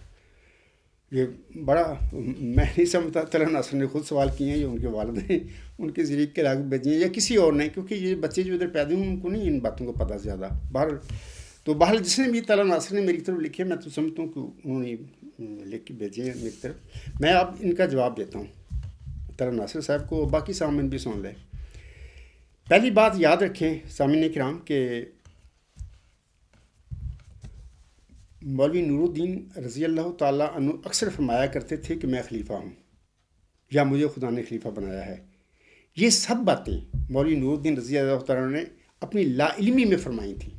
6 سالہ ان کا دور امامت تھا، میں ان کو امام کہا کرتا ہوں، قائد کہا کرتا ہوں، امیر کہہ لیں، وہ خلیفہ نہیں تھے۔ لا علمی میں ان کو پتہ ہی نہیں تھا، وہ علم ہی نہیں تھا ان کو، وہ خلیفہ کہتے رہے کہ اللہ نے مجھے بنایا خلیفہ، میں خلیفہ ہوں، جبکہ وہ تو امام جماعت تھے، مرزا غلام صاحب کے ایک جانشین تھے، مٹے ہوئے انسان تھے، مرزا غلام صاحب سے محبت کرنے والے بندے تھے، لیکن آپ کے پاس علم نہیں تھا۔ اگر علم ہوتا تو کبھی نہ آپ کو خلیفہ کہتے۔ خلیفہ تو ہوتا ہے وہ جس کو اللہ کھڑا کرتا ہے۔ مرزا غلام صاحب خلیفہ تھے، مولوی نور الدین رضی اللہ تعالیٰ نہیں خلیفہ تھے۔ وہ لا علمی میں کہتے رہے کہ میں خلیفہ ہوں، اللہ نے مجھے بنایا ہے، جس کا فائدہ آگے مرزا بشیر الدین محمود احمد اور اس کی اولاد اب تک وہ کہہ لے رہی ہے۔ لوگوں کے آگے وہ مولوی نور الدین رضی اللہ تعالیٰ عنہ کو رکھ دیتی ہے کہ دیکھو وہ کہا کرتے تھے۔ میں پھر کہتا ہوں طلحہ ناصر صاحب سے کہ وہ لا علمی میں یہ باتیں کہتے ہیں، جبکہ میں آگے بتاؤں گا کہ وہ بڑے نیک اور برزگیدہ انسان تھے۔ آپ نے خود کہا ہے کہ آپ اس کی تنقید نہیں کرتے، تنقید میں کیوں کروں، وہ نیک آدمی تھے۔ لا علمی سے یہ باتیں ان کے منہ سے نکل گئیں اپنی زندگی میں، اور آج اس سے پورے لوگ جو اس کے پیچھے مرزا بشیر الدین محمود اینڈ کمپنی اس سے فائدہ اٹھا رہے ہیں، جبکہ ان کو تو پتہ ہی نہیں تھا اس بات کا، اور میں اس کا ثبوت دیتا ہوں کہ کیوں ان کو پتہ نہیں تھا۔ پہلی بات تو یہ۔ دوسری بات یہ ہے کہ مرزا غلام احمد علیہ السلام جس کے وہ خلیفہ جیسے کہ آپ کہتے ہیں وہ بنے، وہ ان کی جماعت کے امام تھے، امام اول کہہ لیں، قائد اول کہہ لیں، امیر اول کہہ لیں، جو بھی کہہ لیں، یہ درست بات ہے، وہ خلیفہ نہیں تھے۔ مرزا غلام احمد اور مولوی نور الدین رضی اللہ تعالیٰ عنہ کے دو وجود جو تھے نا، ان دونوں میں زمین و آسمان کا فرق تھا، ٹھیک ہے، آپ بھی مانیں گے۔ تو مرزا غلام احمد علیہ السلام ایک برگزیدہ اور صاحب وحی اور الہام انسان تھا، اس کا بڑا روحانی قد کاٹ تھا۔ اس کے باوجود طلحہ ناصر صاحب 1884 میں برائن احمدیہ وہ لکھتے ہیں، آپ پر الہام بھی ہوتے تھے اللہ کے، اس کے باوجود آپ کو یہ نہیں پتہ لگا کہ عیسیٰ ابن مریم جی نزول مسیح عیسیٰ ابن مریم کی پیشگوئی آنس میں فرمائی ہے، اس کا مصداق میں ہوں یا امتی فرد ہے، نہیں پتہ لگا تھا۔ آپ بھی امت کا جو عقیدہ ہے کہ وہ حیات مسیح عیسیٰ ابن مریم اس میں آسمان تک گیا انہیں آنا، آپ بھی حالانکہ صاحب وحی تھے، صاحب الہام تھے۔ مولوی نور الدین رضی اللہ تعالیٰ کو دعویٰ نہیں ہے کہ مجھے وحی ہوتی ہے، مجھے الہام ہوتا، کوئی مجھے دکھائیں، مجھے کہیں کہاں انہوں نے لکھا۔ مرزا صاحب صاحب وحی اور صاحب الہام تھے، اس کے باوجود 1884 میں براہین احمدیہ میں لکھتے ہیں کہ نزول مسیح عیسیٰ ابن مریم کے مطابق عیسیٰ ابن مریم آئیں گے آسمان سے نازل ہو کے، پھر وہ دین اسلام کو غلبہ دیں گے، میں تو راہ صاف کرنے والا ہوں ان کے لیے. یہ خود لکھتے ہیں، براہین احمدیہ میں لکھتے ہیں، میں نے 12 حوالہ پڑھا ان کا. اچھا، مرزا غلام صاحب کو پھر 1891 میں اللہ نے بتایا کہ اے میرے بندے، وہ عیسیٰ ابن مریم تو فوت ہو چکا ہے، وہ اوپر نہیں گیا، امت میں آنے والا وہ تو ہے. یعنی جو انہوں نے آئینہ کمالت اسلام میں یہ باتیں پھر لکھی ہیں، آگے ازالہ وہاں میں بھی لکھی ہیں. تو اللہ تعالیٰ کے بتانے سے مرزا غلام صاحب کو صاحب وحی اور صاحب الہام انسان تھا، پتہ لگا کہ وہ عیسیٰ ابن مریم فوت ہو گیا. جب تک اللہ نہیں بتایا اس کا بھی یہی عقیدہ تھا امت مسلمہ کا جو حیات مسیح کا ہے. تو مولوی نور الدین رضی اللہ تعالیٰ عنہ کی ایک صاحب وحی اور صاحب الہام انسان کے بالمقابل کیا حیثیت ہو سکتی ہے؟ اگر انہوں نے کہہ دیا میں خلیفہ ہوں، مجھے خلیفہ اللہ نے بنایا ہے، تو وہ خلیفہ بن گئے.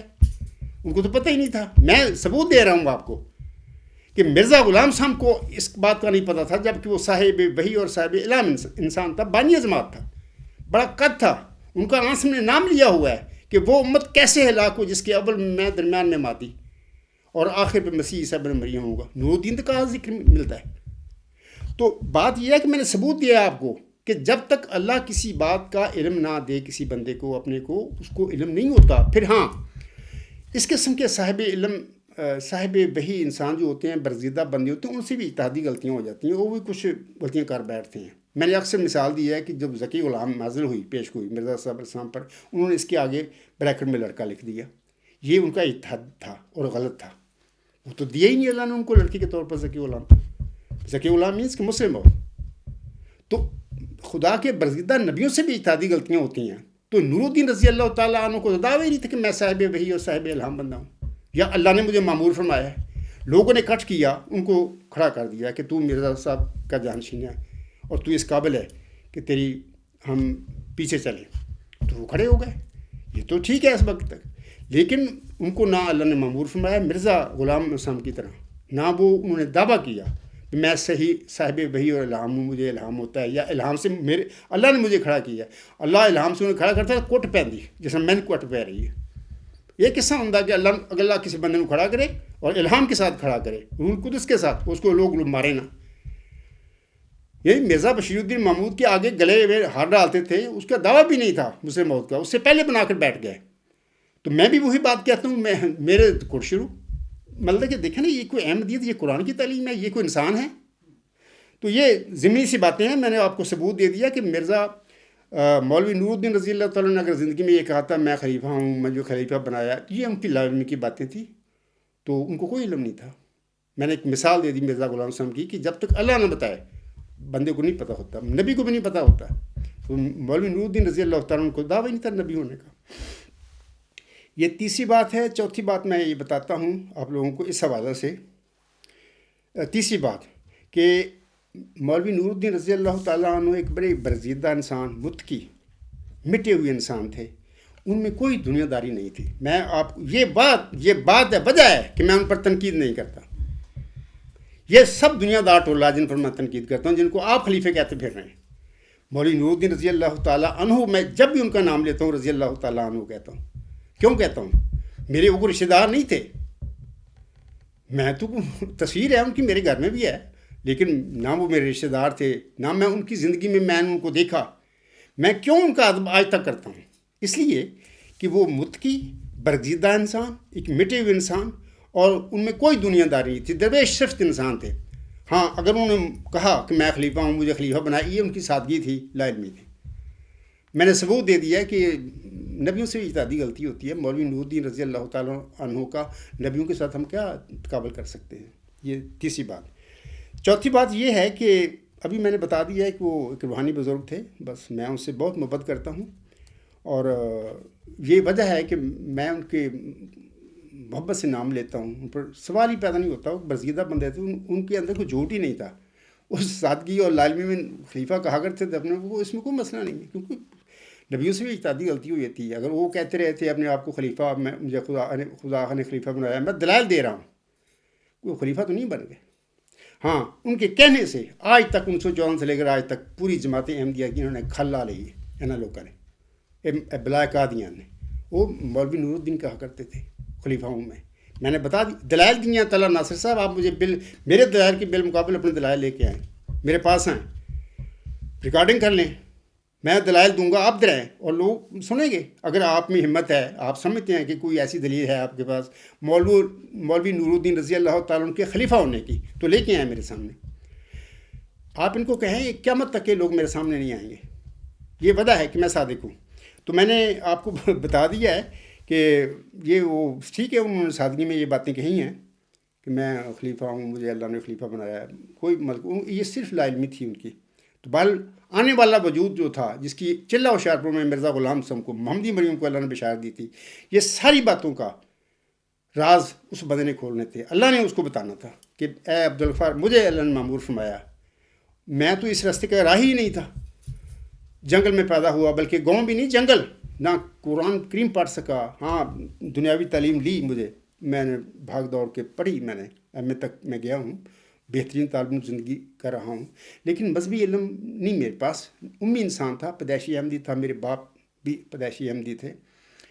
اور عجیب، میں سوچ رہا تھا چند دن پہلے کہ جب یہ پیشگوئی نازل ہوئی تھی مرزا غلام صاحب پر 1886 میں، اس وقت میرے دادا جان دنیا میں تھے، وہ اہل سنت جماعتی ان کا تعلق تھا چک لوٹ میں احمدیت آنے سے پہلے۔ تو میرے والد صاحب 1905 میں پیدا ہوئے، اس وقت وہ پیدا بھی ہوئے تھے، اس وقت بھی احمدیت ہمارے گاؤں میں نہیں آئی تھی۔ یہ تو غلام سور راجکی صاحب جو ہیں مشہور ایک جماعت احمدیہ کے مبلغ تھے، ان کا ایک مناظرہ ہوا ہمارے چک لوٹ میں نے بارہ اس کا ذکر بھی کیا ہوا، حیات قدسی میں اس کا ذکر ملتا ہے، چک لوٹ کا مناظرہ یا مباحثہ۔ اس کے بعد میں میرے پورا تقریباً 3/4 گاؤں چک لوٹ تھا وہ سارا احمدی ہو گیا، ان میں میرے دادا میرے والد صاحب سارے ہو گئے تھے۔ تو میں یہ کہہ رہا ہوں کہ جب یہ پیشگوئی نازل ہوئی تھی مرزا غلام صاحب پر 1886 یہ باتیں، یہ آج تو ادھر پاکستان بنا 1954 میں فروری میں اللہ تعالیٰ نے، میں ایک احمدی کے گھر میں، پیدائشی احمدی، دعا گو بزرگ انسان تھا، اس کے گھر میں اللہ نے مجھے پیدا کیا۔ دیکھیں کہاں سے بات کہاں سے نکلی، جبکہ مرزا غلام صاحب اپنی زندگی میں اس ذکی غلام کو، اس نشان رحمت کو اپنی اولاد میں ڈھونڈتے رہے۔ اللہ نے نہیں علم دیا تھا، اللہ علم دیتا تو وہ ان کو پتہ لگتا نا، تو لا علمی میں وہ اپنا ڈھونڈتے رہے اپنی اولاد میں۔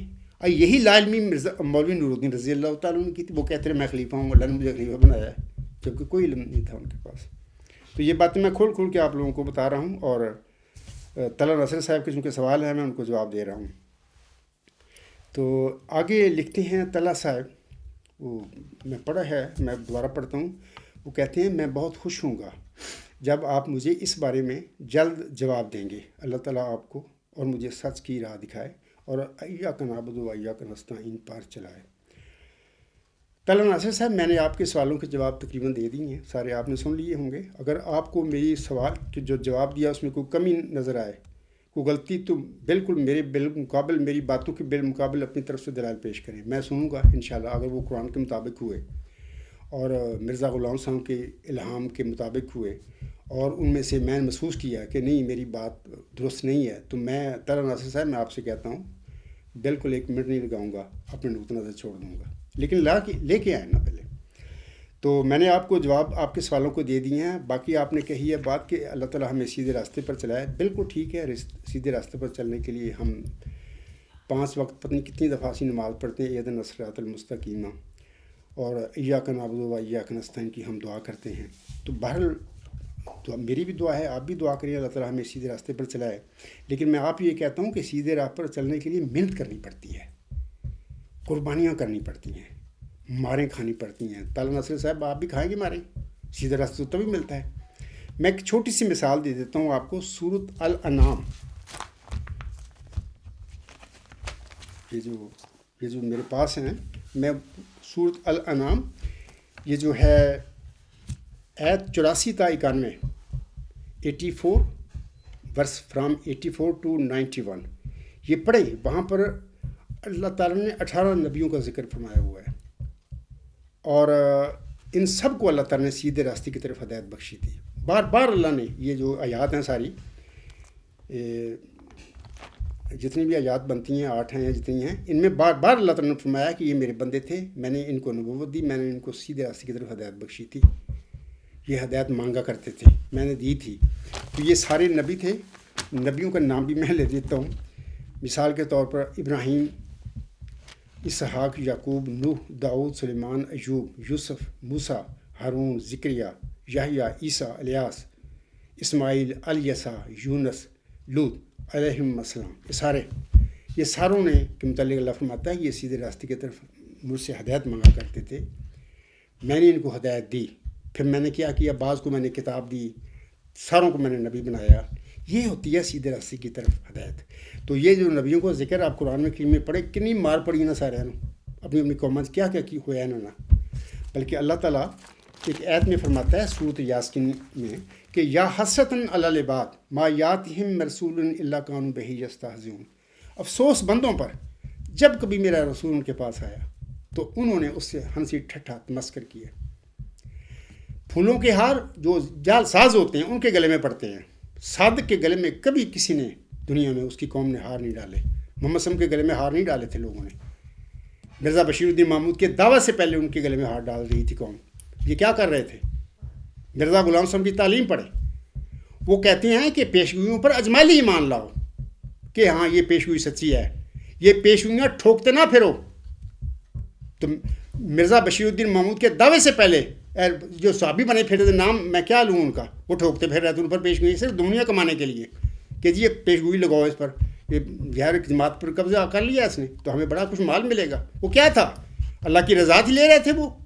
मिर्ज़ा साहब फरमाते हैं जबकि मिर्ज़ा गुलाम साहब का वो एक नबी उम्मती, वो मिर्ज़ा बशीरुद्दीन दुनियादार आदमी उनके घर पैदा हो गया, उसका क्या मुकाबला कर सकते हैं मिर्ज़ा साहब अलैहिस्सलाम के साथ। लेकिन बहरहाल मिर्ज़ा साहब कहते हैं कि पेशगोइयों पर आजमाइश ईमान लाओ और उनकी हकीकत, उनकी तशरीह तफसील अल्लाह के हवाले कर दो, ठोकते ना फिरो।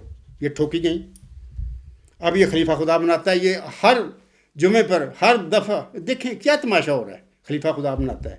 ये अभी मैंने नाम लिया इन लोगों का, ये 18 नबी हैं जिनको अल्लाह ने खलीफे बनाया था। और सूरत अनआम आयत नंबर 84 to 91 पढ़े, वहाँ पर आप पढ़ें, आप पता लग जाएगा अभी किस तरह ये बात हो रही थी ना कि अल्लाह ताला हमें हदायत दे और सिरात मुस्तकीम पर चलाए। इय्याका नअबुदु व इय्याका नस्तईन पर मैं कहूँगा कि सीधी रास्ता पर चलने के लिए कुर्बानी करनी पड़ती है, मारें खानी पड़ती हैं, कुट खानी पड़ती है। तलब नासिर साहब आप भी तैयार हो जाएं, पर अगर आप नेक नीयत हैं, सीधा चलने पड़ते हैं, तो आप खड़े होकर पूछें अपने सदर से, अपने अमीर से, अपने मुबल्लिग से, ये जो मैं बातें कर रहा हूँ उनको सुनाएं मेरा खुतबा, भी जम्बा साहब की बातों का जवाब दो। तो उसके बाद अगर आपने वाकई इस तरह किया तो कुट शुरू हो जाएगी आप पर, अखराज मुकातिया, वही जो मेरे साथ। आगे ये है कि सीधी राह पर चलने के लिए अखराज मुकातिया बर्दाश्त करना पड़ता है, जैसा कि मैं कर रहा हूँ। मैं तला नासिर से पूछता हूँ, 2004 से मेरे साथ ये इन्होंने जुल्म किया हुआ है। क्या जर्मनी में किसी शहर में उठकर, किसी जमात में किसी 10 आदमियों ने उठकर ये कहा है, एहतजाज किया है कि अब्दुल गफ्फार जमा का क्या कसूर है?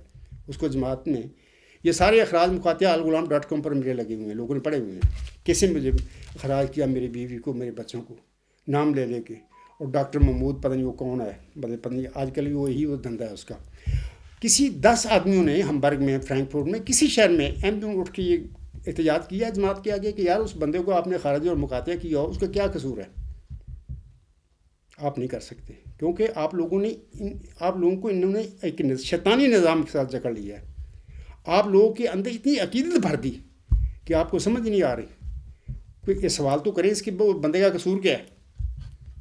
किसी ने नहीं पूछा। नकील में उठ के किसी बंदे ने एहतजाज किया है कि यार इस बंदे को साड़ा इमाम सलात, बल्कि साड़ी जमात में 17 साल में मेरे अखराज से पहले 17 साल में इनका रहा हूँ, इमाम सलात रहा हूँ, सदर रहा हूँ, कायद रहा हूँ। गैर अहमदी लोग मेरे मिलने वाले जमात को जानते हैं कि वो कहा करते थे कि इन लोगों में, अहमदियों में एक बंदा है जिसको हम कह सकते हैं कि मिर्ज़ा गुलाम सल्लम की तालीम पर चलने वाला है। वो मेरा नाम लेते थे, उसको अखराज मुकातिया किसी एक कील के अहमदी ने नहीं पूछा जमात से भैया क्यों कटिया उसने, इसका कसूर बंदा का क्या है। तो ये बातें हैं। बहरहाल मैं एक ज़िमनी सी और बात कर देता हूँ कि 1974 में मुसलमानों ने एक दुनियादार असम्बली से ये मुश्तरका फ़ैसला करा लिया अहमदियों के बारे में, गैर मुस्लिम। आप भी जानते होंगे, आप तो हो सकता है इधर पैदा हुए हों जर्मनी में, मैं उस वक्त उधर पाकिस्तान में ही था। मैं उस वक्त 20 साल का था 1974 का जब वाक़ हुआ। तो मैं उन दिनों में ग़ालिबन शायद तालीमुल इस्लाम कॉलेज में पढ़ा करता था या फिर मैं प्राइवेट पढ़ा कर रहा था, रबा में था जब मेरे सामने ये वाक़या हुआ। उसके बाद जो कोट पड़ी अहमदियों को, पहले तो कोटी ने मारी ना, थे उन्होंने वो तलबा थे लंदन के डिस्ट्रिक्ट मेडिकल कॉलेज के। उसके बाद जो उसका फिर असर हुआ, असर ये हुआ कि हम मसलन मैं डावर का रहने वाला था, जो हम पर जो जुल्म हुए इन्होंने किए, हमारा हुक्का पानी बंद। یعنی ہمارے رشتہ داروں نے، میرے بھائی بڑے حقہ پیتے تھے، رشتہ دار جو غیر احمدی تھے وہ بھی حقہ پیتے تھے، حقے انہوں نے بدل لیے حقہ۔ میں خود ایک دفعہ میں آ رہا تھا سائیکل پہ، میرے راستے میں کوئی مخدوم تھے، میں نے سلام کہا، السلام علیکم، جاننے والے ہی وہاں بچپن پیدا ہوئے رہے، وہ مجھے کہتا ہے کہ غفار صاحب ساڈا تھوڑا سلام جوڑتا تو نہیں نا، ایک پنجابی جو نے میں نے کی، مقصد تھوڑا ساڈا سلام کا کیا مطلب ہے؟ یعنی غیر مسلم ہو گیا نا، تکلیف ہوئی، سارے دکھ ہم نے سہے، صرف ایک ڈاور کی بات نہیں میں کر رہا، پورے پاکستان میں احمدی جہاں جہاں بھی گھروں میں تھے، چکوں میں تھے، جہاں پر ان پر ظلم ہوا، ہم پر بھی ہوا۔ ہمارے دانے پیسنے کے لیے ہم ربا جاتے تھے، 5-6 کلومیٹر ہے ڈاور ربا سے، حقہ پانی بند، وہ یار نائی ختم ہو گئے، کوئی مطلب کہ جتنے کمی ہونے سارے جواب دیتا تھا نائی، وہ بیچارہ وہ تو ربے سے آیا درویش حمید رانا سی ادھر نا سی، وہ آ کے انہوں نے ڈیرا لا لیا، وہ اتھی رہتا سی ڈابر ہی، وہ کہتا ہے احمدی غیر احمدی جہاں بھی حجامت کرونی آ جاؤ، یعنی وہ ایک قسم کا اس کا یہ کام بھی تبلیغ بن گیا، وہ شرمندہ سارے نائی ربے ڈاور دے۔ مقصد کہنے کا ہے کہ میں کہنا چاہتا ہوں طلعت ناصر سے کہ وہ بڑا کٹھن وقت تھا، ہم نے دکھ سہے، وہ تو غیر احمدیوں نے ہمیں غیر مسلم قرار دیا، دکھ سہ لیے، ہمیں مرزا غلام صاحب کے ماننے والے تھے ان کے، آج جماعت میں مرزا اپنا عبدالغفار جمبا اس کے بچے، یار ہمارا کیا قصور ہے کہ اخراج مقاطعہ جو ہمارے ساتھ کیا ہو، میرے ساتھیوں کے ساتھ، صرف میں نہیں، میرے بچے ادھر جرمنی میں، یو کے میں اور کینیڈا اور بہت ساری جگہوں پر پاکستان میں جہاں پر میری جماعت ہے، جو لوگ ہیں ان کے ساتھ یہی کچھ ہو رہا ہے، اخراج مقاطعہ، مطلب کہ اب غیروں نے ظلم کیے وہ چلو ٹھیک ہے، وہ تو وہ کہتے تھے یہ غیر مسلم ہے، تو اپنے لوگوں ہیں جو، میں جب مرزا غلام احمد علیہ السلام کا نام نہیں لیتا جب تک ان کے نام کے ساتھ علیہ السلام نہیں کہہ لیتا، میں مولوی نور الدین رضی اللہ تعالیٰ عنہ کا نام نہیں لیتا جب تک ان کے ساتھ رضی اللہ تعالیٰ عنہ نہیں کہہ لیتا، میں ان جالسازوں کے ساتھ میں ان کو خلیفہ کیسے کہہ دوں؟ بہرحال اللہ تعالیٰ پر رحم فرمائے۔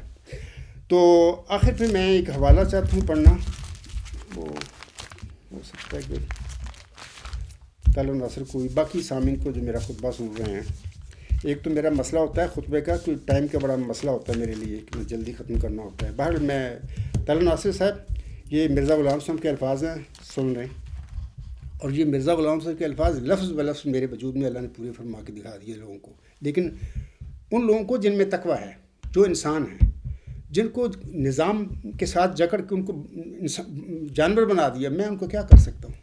مرزا غلام صاحب فرماتے ہیں، روحانی خزائن جلد 3 صفحہ 141 حاشیہ، حضور صاحب فرماتے ہیں اس کے یعنی قادر مطلق اللہ تعالیٰ کے عجیب قدرت، عجائبات قدرت اس طرح پر ہمیشہ ظہور فرماتے ہیں کہ وہ غریبوں اور حقیروں کو عزت بخشتا ہے اور بڑے بڑے معززوں اور بلند مرتبہ لوگوں کو خاک میں ملا دیتا ہے، بڑے بڑے علماء و فضلاء اس کے آستانہ فیض سے بکلی بے نصیب اور محروم رہ جاتے ہیں، اور ایک ذلیل حقیر امی جاہل نالائق منتخب ہو کر مقبولین کی جماعت میں داخل کر لیا جاتا ہے۔ طلعت ناصر صاحب مرزا غلام صاحب کے الفاظ ہیں، میں نے ابھی حوالہ پڑھ دیا، روحانی خزائن جلد 3 صفحہ 141 حاشیہ، وہاں پر انہوں نے لکھا، وہ میرے لفظ نہیں ہیں، وہ فرما رہے ہیں۔ آخر پر حضور صاحب فرماتے ہیں ہمیشہ سے اس کی کچھ ایسی عادت ہے اور قدیم سے وہ ایسا ہی کرتا چلا آیا ہے، وَذَلِكَ فَضْلُ اللَّهِ يُؤْتِيهِ مَن يَشَاءُ، یہ لفظ اس عاجز کے وجود میں اللہ نے پوری فرما دی ہے۔ تو یہ جو آپ مسجد میں تو تماشا ہوتا ہے، ایک بندہ فوت ہوتا ہے، نام نیاز خلیفہ، ڈرامہ ہوتا ہے، جال سازی، وہاں پہ خلیفہ خدا نے بنا، یہ خلیفے ہیں، وہ ان کے ساتھ بھی کبھی کسی نے مطلب دکھ جو مرزا صاحب نے دسے ہیں، انہیں کے ساتھ بھی کسی کے ساتھ، بشیر الدین محمود کے ساتھ ایسا ہوا، مرزا ناصر کے ساتھ ہوا، مرزا طاہر کے ساتھ ہوا، مرزا مسعود کے ساتھ ہوا، ان کے تو تم وہاں چومتے پھر رہے ہو۔ مرزا صاحب فرما رہے ہیں کہ وَذَلِكَ فَضْلُ اللَّهِ يُؤْتِيهِ مَن يَشَاءُ، ایسا ہی ہوتا ہے کہ اللہ حقیر، یتیم، مسکین کو چنا کرتا ہے، اور پھر بڑے بڑے بلند مرتبہ فضلاء علماء جو بڑے بڑے بلند مرتبہ ان کے آگے کھڑا رہتا ہے، وہ ان کے منہ توڑ دیتا ہے دلیل کے ساتھ۔ ویسے طاقت تو ان کے پاس ہوتی ہے، قوم کے پاس وہ طاقت تو نہیں اس کے پاس ہوتی، وہ دلائل کے ساتھ وہ کھڑا شیر ہوتا ہے، منہ کر دیتا ہے۔ تو یہ ایک زمینی سی بات تھی، میں چاہتا تھا۔ اچھا، ایک اور بات یاد آ گئی ہے کہ اکثر کہتے ہیں قدرت ثانیہ البصیت میں بتاتا ہوں کہ یہ سب ڈرامہ ہے۔ قدرت ثانیہ کا البصیت میں جو ذکر مرزا صاحب نے فرمایا، وہ قدرت ثانیہ ہے کہ جو آسمان سے نازل ہوگی، وہ دنیا کی مسجدوں میں بنانے والے لوگ نہیں، وہ قدرت ثانیہ آئے گی۔ میں ایک مثال دیتا ہوں آپ کو کی، یہ چلا ہوشیارپور میں اللہ تعالیٰ نے مرزا غلام صاحب کو مخاطب کر فرمایا تھا آپ کی دعائیں سن کر آپ کو ایک نشان رحمت کی خبر دی تھی. اللہ فرماتا ہے آپ کو مخاطب کر کے میں تجھے ایک رحمت کا نشان دیتا ہوں اسی کے موافق جو تو نے مجھ سے مانگا. سو میں نے تیری تضرعات کو سنا اور تیری دعاؤں کو اپنی رحمت سے بپایا قبولیت جگہ دی اور تیرے سفر کو تیرے لیے مبارک کر دیا. بریکٹ میں لکھا ہے جو ہوشیارپور اور لدھیانے کا سفر ہے. آگے سنیے طلحہ ناصر صاحب. سو قدرت اور رحمت اور قربت کا نشان تو یہ دیا جاتا ہے. دیکھیں اللہ فرما رہا ہے یہاں پر قدرت کا نشان تو وہ ہے جس کی مرزا صاحب کو اللہ نے خبر دی تھی. یہی وہ بندہ ہے نشان رحمت جس کے متعلق قدرت ثانیہ مرزا غلام صاحب نے ذکر فرمایا اپنی وصیت میں کہ قدرت ثانیہ کہ وہ میرے بعد وہ آسمان سے نازل ہوگی. تو یہ ڈرامہ باز جو ہے مسجدوں میں ایک بندہ مرتا ہے اس کے بعد فوراً ہی قدرت ثانیہ کے مطابق وہ خلیفہ بنا کے بیٹھے سب جھوٹ ہے.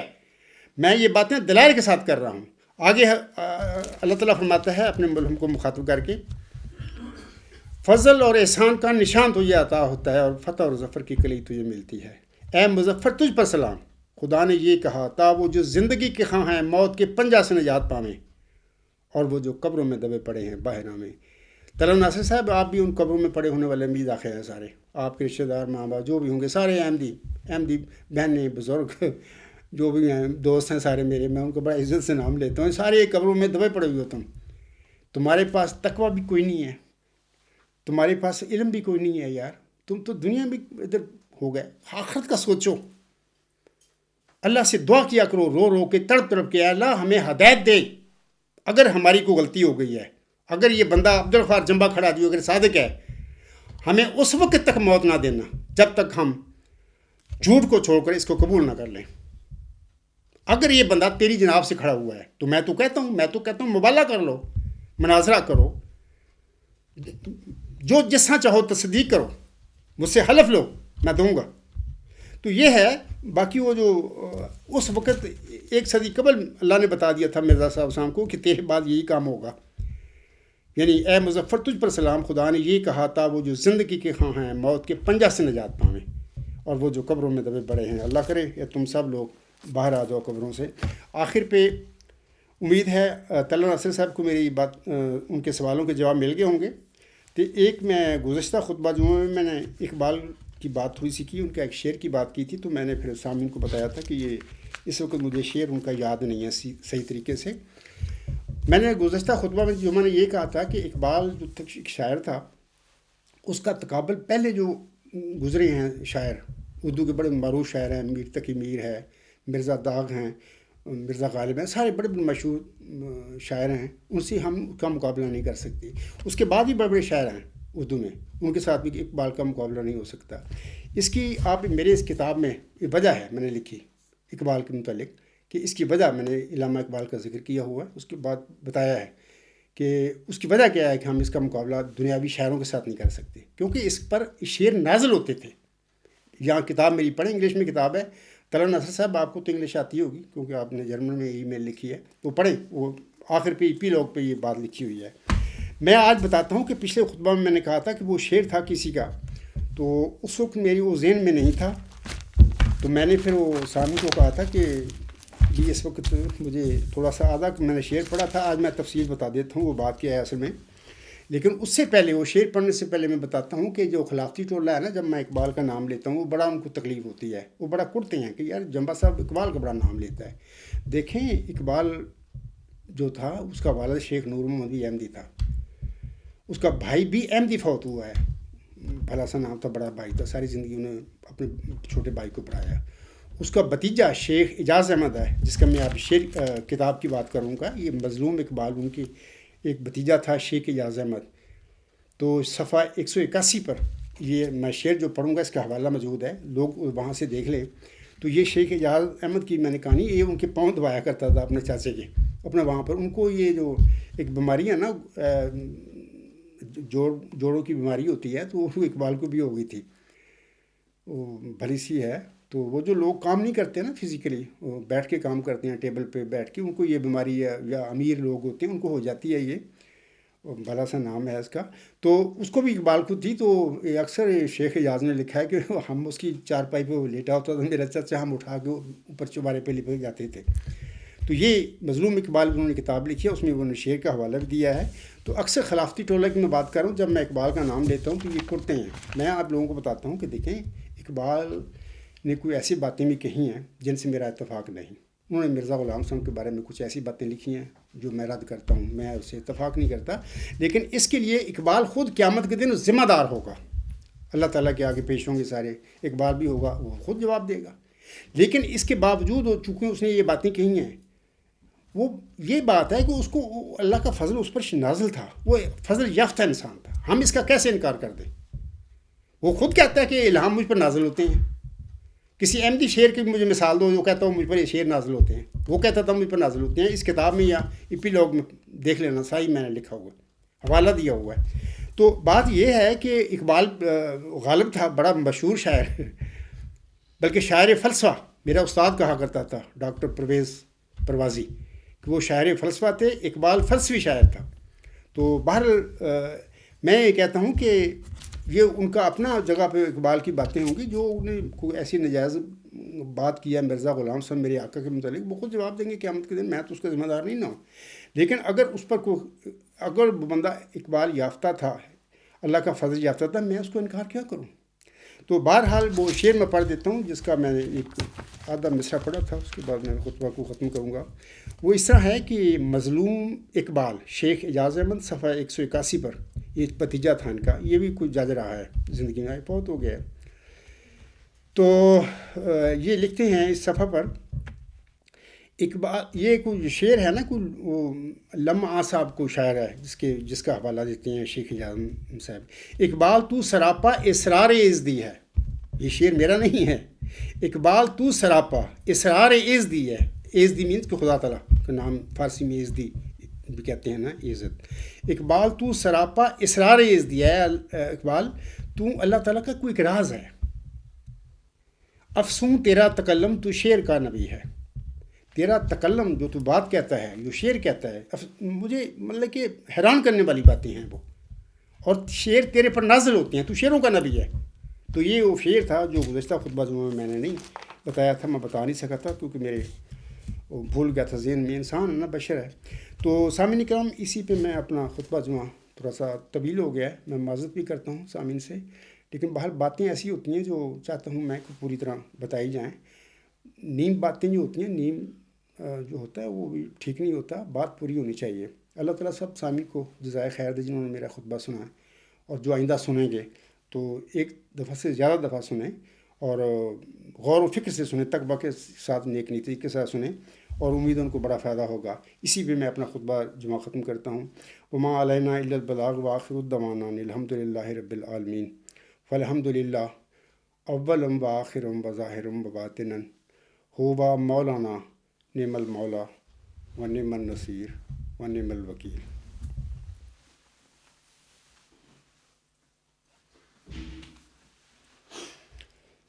الحمد للہ الحمد للہ نحمدہ ونستعینہ ونستغفرہ ونؤمن بہ ونتوکل علیہ ونعوذ باللہ من شرور انفسنا ومن سیئات اعمالنا، من یہدہ اللہ فلا مضل لہ ومن یضللہ فلا ہادی لہ، ونشہد ان لا الہ الا اللہ ونشہد ان محمدا عبدہ ورسولہ۔ عباد اللہ رحمکم اللہ، ان اللہ یأمر بالعدل والاحسان وایتاء ذی القربی وینہی عن الفحشاء والمنکر والبغی یعظکم لعلکم تذکرون۔ اذکروا اللہ یذکرکم وادعوہ یستجب لکم ولذکر اللہ اکبر.